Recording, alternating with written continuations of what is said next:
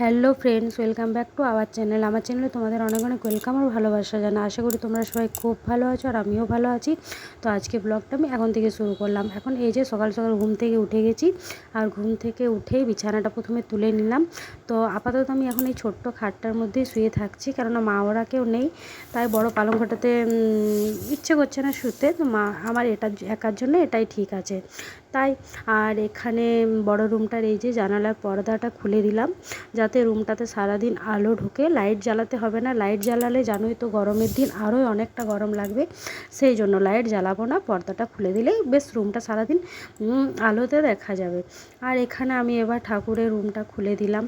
তো প্রথমে সকালে উঠে ঠাকুরের রুমটা খুলে প্রথমে সব ঠাকুরকে প্রণাম করে নিই, তারপর যা কাজ করার সেগুলো করি। তো একে একে এবার সব কাজ করে নেব। আর বাইরে দেখছো আকাশটা কতটা পরিষ্কার পরিচ্ছন্ন। বেশ এখন টাইমও তো প্রায় অনেকটা হয়ে গেছে, 6:30 বেজে গেছে, হবে না বলো, গ্রীষ্মকালের দিন। আর এখানে এই যে আমি ফুলগুলো তুলে নিয়ে এলাম। তো এই যে দেখছো কত রকমের আজকে ফুল আছে, নয়নতারা আছে, সাদা জবা আছে, তারপর চাপা কী অনেকগুলো বেশ নাম বলে। তো যাই হোক সেইগুলোই আছে। আর এখানে আমি ঘরটাও ভালো করে মুছে নেবো। আর এই যে দুধ আনা হয়ে গেছে, তো দুধটাও গরম করে নিতে হবে। তো এবার আমি ঘরটা মুছে তারপরে বাকি কাজগুলো করব। তো এখানে আমি দুধটা বসিয়ে দিচ্ছি, দুধটা গরম হতে দিয়ে দিলাম।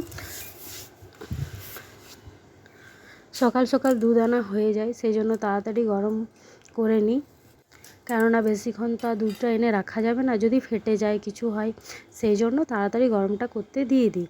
তো এখানে আমি দুধটা গরম করতে দিয়ে দিলাম। আর এই যে এবার আমি চাটা বসাবো। তো আপাতত 2 কাপ মতন চা হবে, সেই জন্য একটু মতনই জল দিয়েছি।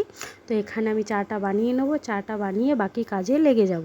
তো সকালে একটু কাজ থাকে, তারপরে যেই দুপুরে রান্নাবান্নাটা হয়ে যায় 11টার মধ্যে আমি রান্নাটা করে নেওয়ার চেষ্টা করি, কেননা বেশি দেরি পর্যন্ত রাখি না, অনেকটা গরম লাগে বেশি দেরি হলে। সেই জন্য তাড়াতাড়ি যদি রান্নাটা হয়ে যায় তাহলে একটু গরমে বসাও হবে, সব কিছুই হবে আর কি।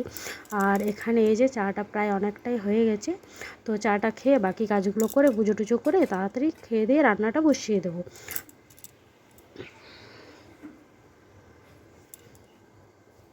আর এই যে ওরা ওরা জিনিসগুলো একটু গোটাগুটি করছে, কেননা আমাদের যেখানে বাড়ি, আসল বাড়ি, সেখানে ওই জিনিসগুলো নিয়ে যাবে।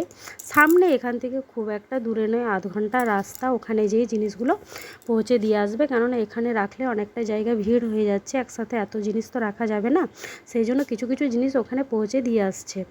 আর এই যে দেখছো আমার গপুদের পুজো আর সবই হয়ে গেছে।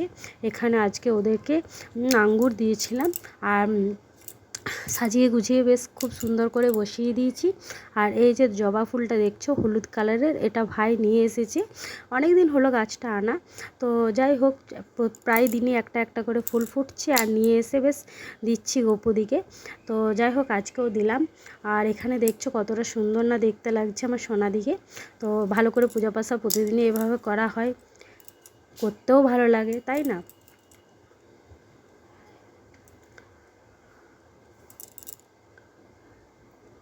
তবে এখন বাইরে থেকে ফুল আনতে হচ্ছে না, বাড়ির মধ্যে আমাদের ফুল পাওয়া যাচ্ছে। আগে তো বাইরে থেকে আনতে হতো, বাড়িতে অতটা ফুটতো না, আর এখন প্রতিদিন বাড়িতেই ফোটে, তাই বাইরে থেকে আনতে হয় না। আর এখানে এই যে মিষ্টি এখনও ঘুমিয়ে আছে, ও এখনও ওঠেনি, তো ওকে এবার ওঠাতে হবে। তো ওকে উঠিয়ে চাটা খাইয়ে দেবো, তারপর আমি এখানে মালপোয়া বানাবো। তো মালপোয়ার জিনিসগুলো আমি রেডি করে নিয়েছি।